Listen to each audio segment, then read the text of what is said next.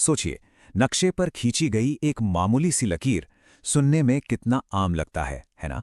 लेकिन क्या हो अगर वही एक लकीर सदियों पुराने इतिहास, लोगों की आस्था और उनकी पहचान पर एक गहरा निशान छोड़ दे। आज हम सिवाना की कहानी में बिल्कुल यही समझने वाले हैं। चलें आपको ले चलते हैं 2 जनवरी 2026 में। राजस्थान का वो इलाका जो पाकिस्तान की सरहद से लगता है, वहां एक सरकारी नोटिफिकेशन आता है और रातों रात 2 जिलों की सीमाएं बदल जाती हैं। इस एक फैसले से करीब 2.5 लाख वोटरों की जिंदगी पर असर पड़ा और इसके साथ ही एक राजनीतिक बवंडर भी खड़ा हो गया। एक स्थानीय नेता के इस बयान में उस इलाके के लोगों की भावनाएं साफ झलक रही थी। तो हुआ ये कि कुछ उपखंड एक जिले से निकलकर दूसरे में चले गए, लेकिन इन सब में जो सबसे बड़ा और सबसे अहम बदलाव था वो था ऐतिहासिक सिवाना क्षेत्र का, जो अब नए बने बालोतरा जिले का हिस्सा बन चुका था। तो आखिर इस राजनीतिक बहस के पीछे इतनी गहरी भावनाएं क्यों हैं? इसका जवाब हमें मिलता है खुद सिवाना में, एक ऐसी जगह जहां जमीन और उससे जुड़ी किंवदंतियां एक दूसरे में पूरी तरह गुंथी हुई हैं। और इस पूरी कहानी के दिल में है सिवाना का किला, जिसे गढ़ सिवाना के नाम से जाना जाता है। इसे 10वीं शताब्दी में परमार वंश के राजकुमार वीर नारायण ने बनवाया था। लेकिन सिवाना की पहचान सिर्फ एक किले से नहीं है। इस जमीन की एक आध्यात्मिक पहचान भी है, जो हल्देश्वर महादेव मंदिर के इर्द गिर्द घूमती है। इसे लोग प्यार से मिनी माउंट भी बुलाते हैं। इस मंदिर तक पहुंचना अपने आप में एक कहानी है। कोई आसान सफर नहीं है ये। भक्तों को 7 मुश्किल पहाड़ियां पार करनी पड़ती हैं, और ये कठिन यात्रा एक तरह से इस इलाके के मुश्किलों भरे इतिहास का ही प्रतीक है।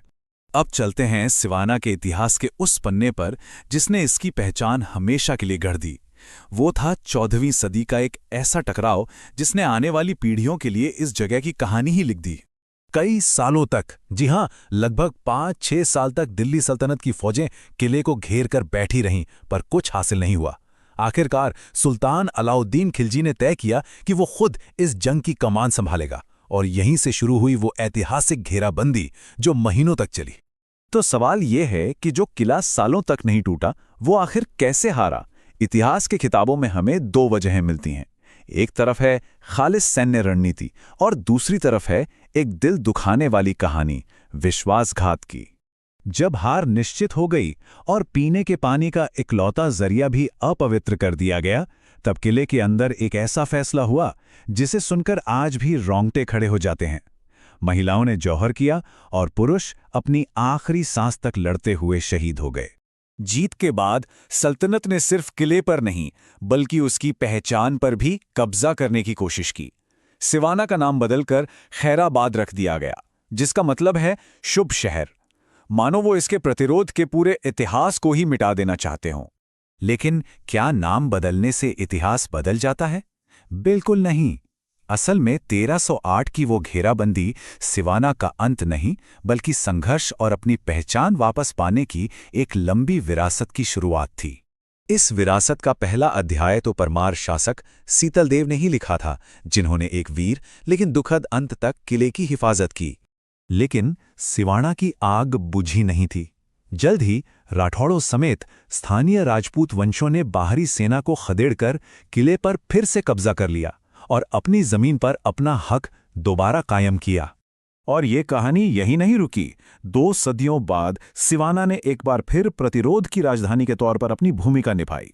इस बार राव चंद्रसेन ने यहीं से शक्तिशाली मुगल बादशाह अकबर को चुनौती दी थी। ये जो लड़ने का जज्बा है ना, ये सिर्फ इतिहास की किताबों में नहीं, बल्कि यहाँ की लोक कथाओं में भी जिंदा है। जैसे कल्याण सिंह की कहानी, जिनकी अविश्वसनीय बहादुरी का जश्न आज भी एक मेले के रूप में मनाया जाता है।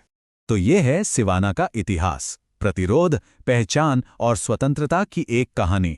और यही सब कुछ हमें वापस आज के विवाद और नक्शे पर खींची गई उस एक लकीर पर ले आता है। तो अब फिर से वही सवाल, आखिर नक्शे पर खींची एक मामूली सी लकीर इतना जुनून क्यों लगा सकती है?